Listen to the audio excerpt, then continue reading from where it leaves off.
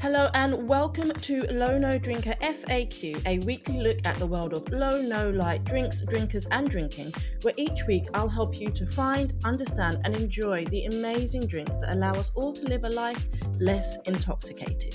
I'm Denise Hamilton Mace, and I am the founder, editor, and host of All Things Low No Drinker.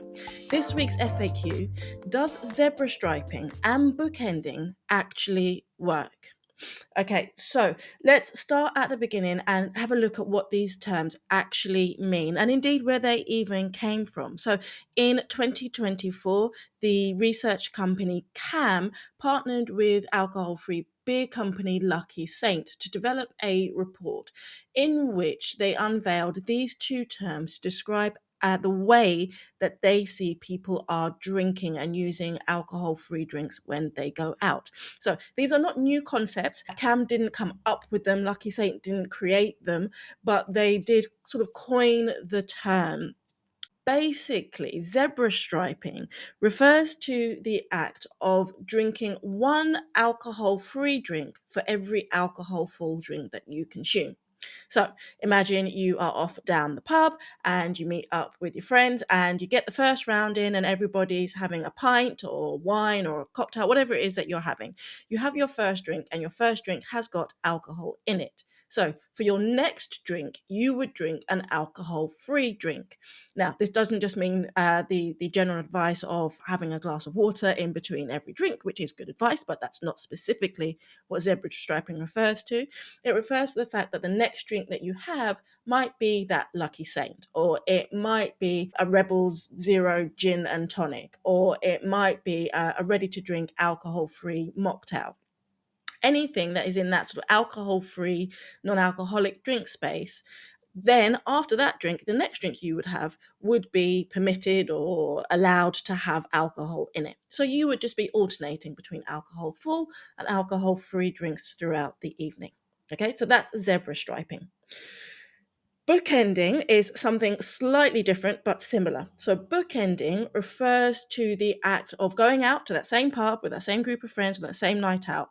But when you get to the pub, that first drink that you have would be an alcohol-free drink. Again, not just water, but an alcohol-free adult alternative drink. You would then go about your evening and consume alcohol to your heart's content. And your last drink of the night before you go would again be an alcohol-free drink. So you started and ended the evening with an alcohol-free drink, hence the term bookending.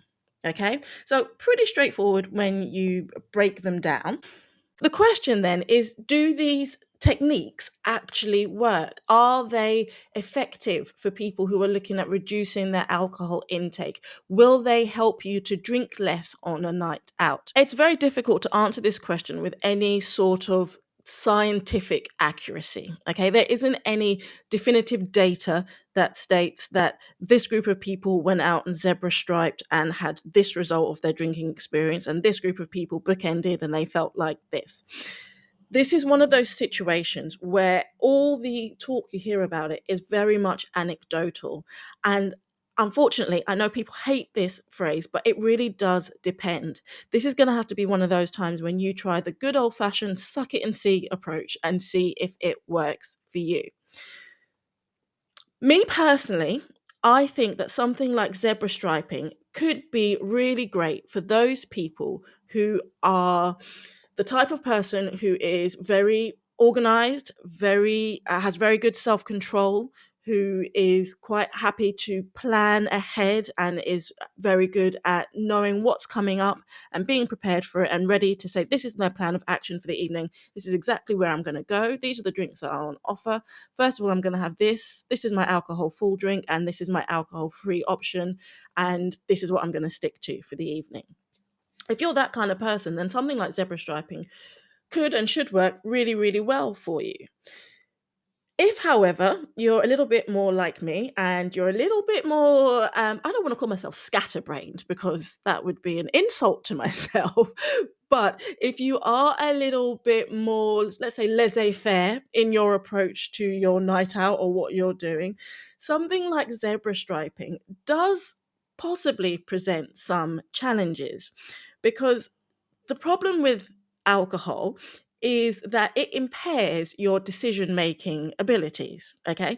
As you know, this is not a sobriety podcast, this is not recovery, this is not anti-alcohol. I'm not saying you shouldn't have a drink. By all means, if that's what you decide to do, then good on you, you do things your way. If you do decide to drink alcohol and you are then following that alcoholic drink with a non-alcoholic drink, that's probably going to work really well for your first couple of drinks. However, once you've had a couple of alcohol-full beverages, your ability to make rational and healthful and forward-planning decisions begins to diminish. This is just a statement of fact. It is the way that alcohol affects the brain, it affects your inhibitions, it affects your decision-making processes. So something like zebra striping is a really, really good thing to do for the start of the evening, perhaps, or if you know you're only going to be out for a little while. However, if you're out for a longer time, if you're out with friends for over a few hours, my guess is that this is going to be slightly harder for you to manage and maintain. Now, again, this depends on the type of person you are, and how organized you can be, and how much self-control you're skilled at exerting.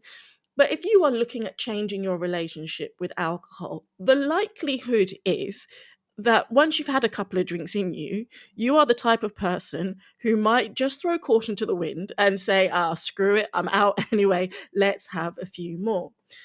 So can zebra striping work? Of course it can work. It absolutely can work. And if you're the kind of person that it works for, then I think that's absolutely fantastic. And you should continue to do it and tell your friends about it and share it with the world, because any techniques that we find that help us look at our relationship with alcohol in a positive light are worth talking about and worth sharing. But I don't necessarily think it's something that's going to work for everyone. And that's why I say it's got to be a suck it and see kind of situation.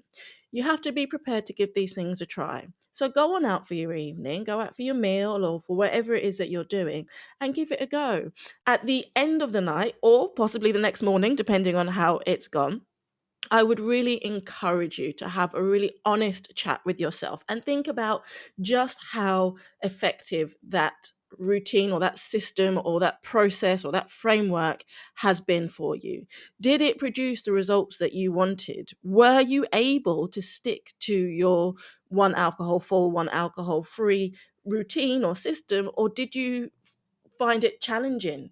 Did you find that after your third drink, it all went out the window? Did you find it a bit stressful? You know, always having to remember what drink you had next and to be restricted to what you can have afterwards. Zebra striping for me falls into what I call an active moderation technique. And active moderation can work for many people. Active moderation, I've spoken about it many times before, but that's what I consider to be things like a dry January or sober October, or setting yourself a rule to say that I don't drink Monday to Thursday, but I can drink Friday to Saturday, for example. Passive moderation, which is where you've actually gone beyond the need to set yourself rules and you've actually decided to live a lifestyle of moderation, in that your choices around drinking are based on how you feel and what you're trying to achieve with your life, rather than a set of structured rules, is to me a more successful way of venturing down this mindful drinking path in the long term. But zebra striping could well work for you in the short term if it helps you to kickstart that passive moderation approach. If it helps you to kickstart your changing of your drinking habits, then it's a really good thing to try. You're going to have to figure this one out for yourself. It's just one of those situations that nobody else can really give you the answer to. Now, the other side of this is the bookending and whether or not that will work. Again, it's one of those things where I think if you're out for a shorter evening or shorter time, then bookending is probably going to work really, really well. If you're going out, for example, for a lunch or a meal, and you're going to have an alcohol-free drink to start the evening, you'll have a nice aperitif to get yourself ready for your meal, and then perhaps you have a glass of wine with your dinner or your lunch, and then you end the evening with an alcohol-free cocktail. That could work really, really well, and I can see that being really successful for a lot of people. If, however, you're going on a more exuberant, shall we say, night out, and you're likely to be out for a few hours, having one alcohol-free drink at the start of the evening, one alcohol-free drink at the end of the evening, but having 7 or 8 alcohol full drinks in between is going to make something like bookending less effective. In fact, by the time you get to the end of an evening like that, you're probably not going to be making the best decisions for yourself and thinking about something as controlled or regimented as having a alcohol-free drink to end your evening is likely to either not happen at all or to not have very much of an effect on all the alcohol-full drinks you've had beforehand. So I definitely see a place for both of these in a moderating lifestyle. I definitely think that they have benefits to them and that they can help people change the way that they drink. To someone who might be thinking, oh my God, I don't want to have to go out and drink as much as I do when I'm normally with my group of friends, doing something like zebra striping or bookending can give you a sense of positivity about the night, because you know you've got a plan that's going to mean that you're likely to drink a lot less. You have to know yourself to do something like this successfully, though, and you have to be able to be honest with yourself.